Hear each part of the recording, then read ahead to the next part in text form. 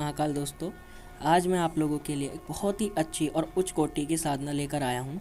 इस साधना को करने से भैरव बाबा की सवारी भी आपके ऊपर आ सकती है और साथ ही साथ भैरव बाबा के आपको दर्शन भी प्राप्त हो सकते हैं।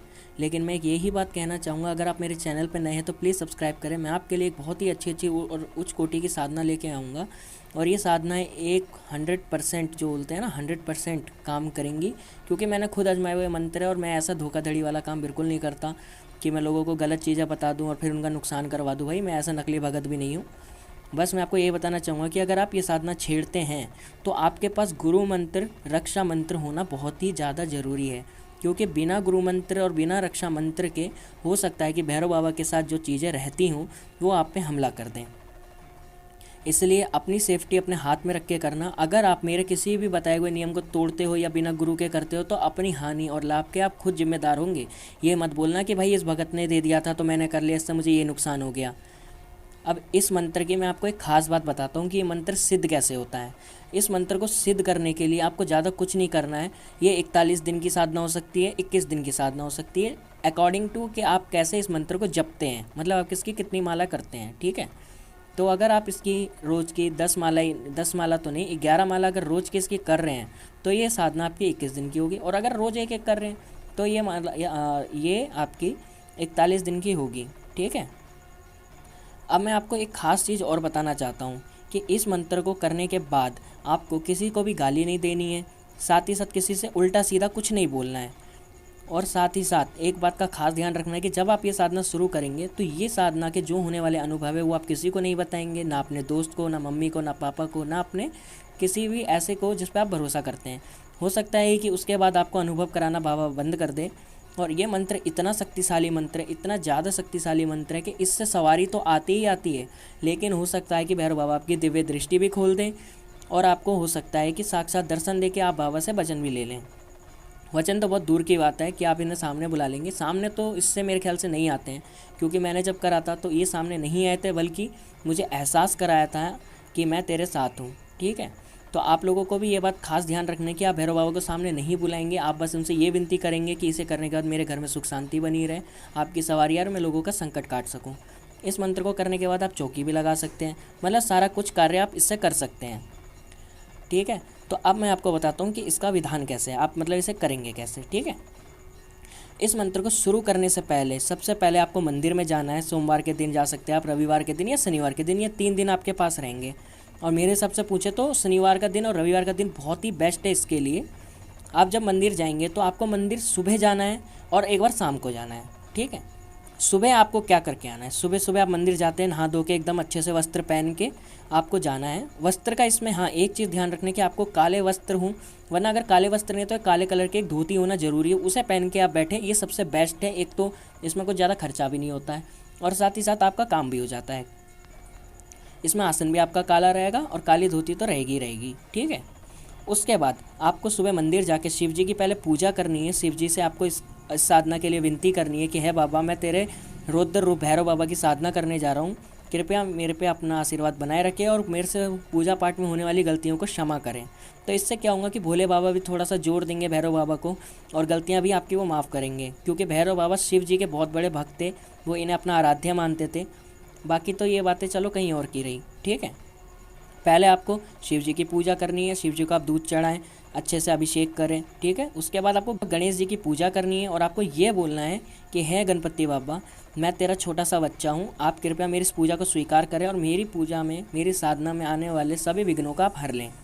उसके बाद आपको माता काली की पूजा करनी है। माता काली को आप श्रृंगार का पैकेट दे दें या आप फूल की एक माला चढ़ा सकते हैं, नींबू की चढ़ा सकते हैं। ठीक है, ये सब चढ़ाने के बाद आपको माता काली से बोलना है कि है मेरी माँ, आप मेरा रक्षा करते रहिए और साथ ही साथ भैरव बाबा की मैं साधना कर रहा हूँ, इसमें मुझे सफल करें।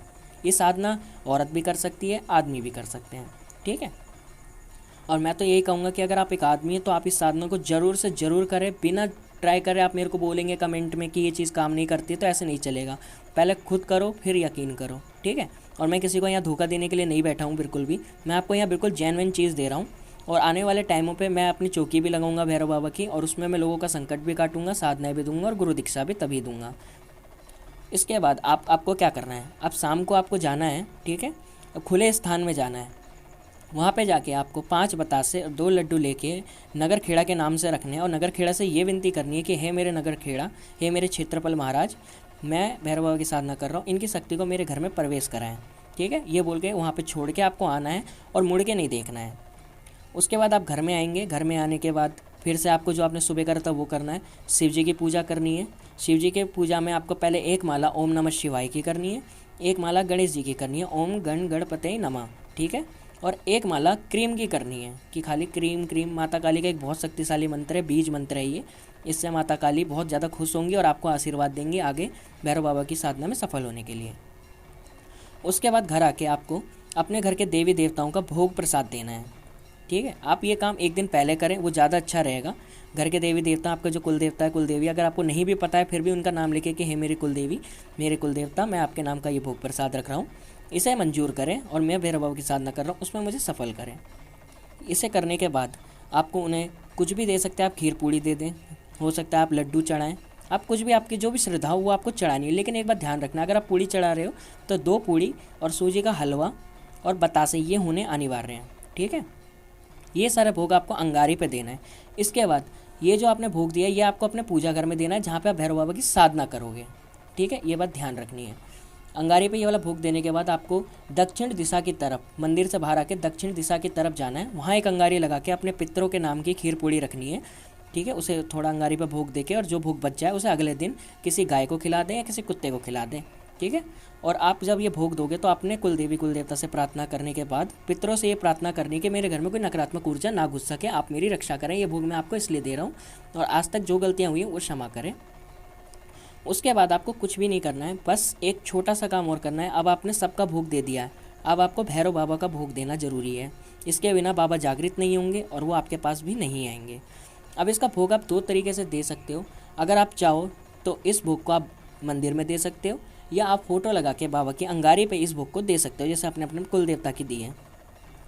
अंगारी पे अगर आप भोग दोगे तो आपको क्या देना है, ये एक तामसिक पूजा है और एक सात्विक पूजा भी हो सकती है। जैसा आपके घर में भैरव बाबा पूजते हो, नहीं भी पूजते हैं तो कोई बात नहीं, ये तो करता धरता है, जगत गुरु हैं ये।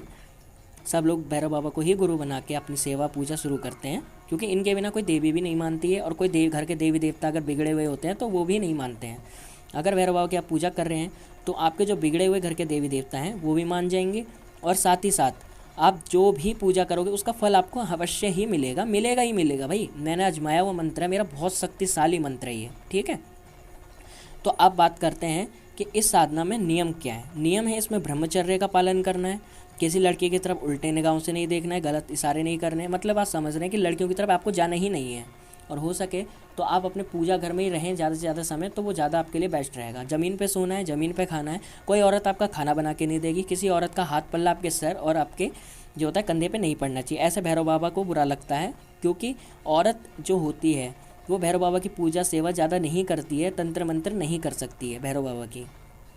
ठीक है, तो ये खास चीज़ पर ध्यान रखना है आपको। और जो भोग लेना है, वो आपको जो भोग देना है भैरव बाबा का, वो आप सुन लीजिए। ठीक है, ये भैरव बाबा का तामसिक भोग है।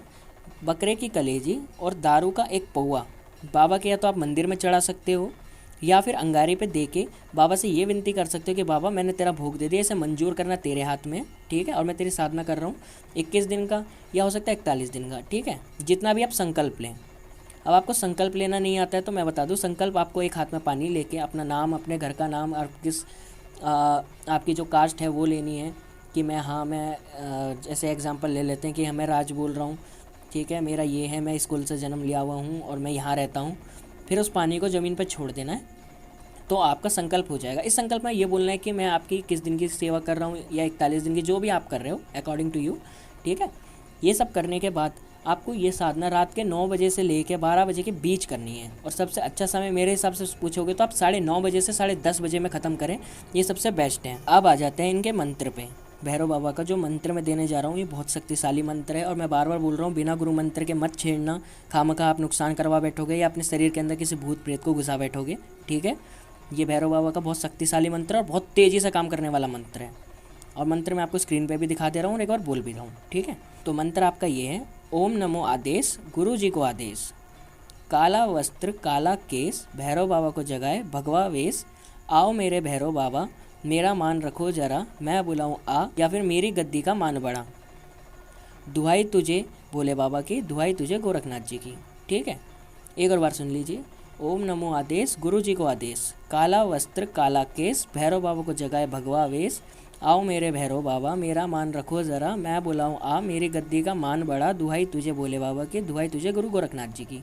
इसके रोज़ आपको एक माला करनी है अगर 41 दिन तक करते हो, बाकी 11 माला करनी है अगर आप 21 दिन में चाहते हो इस सेवा को कंप्लीट करना तो। ठीक है, और बस मैं आपसे यही कहना चाहूँगा कि साधना को करने का जो भी अनुभव हो, साधना पूरी होने के बाद आप ज़रूर मुझे बताएं कमेंट बॉक्स में, और जल्दी मैं अपनी चौकी वगैरह अपनी स्थापित करूँगा और उसके बाद मैं लोगों को यहीं पे ये चीज़ें सिखाऊँगा।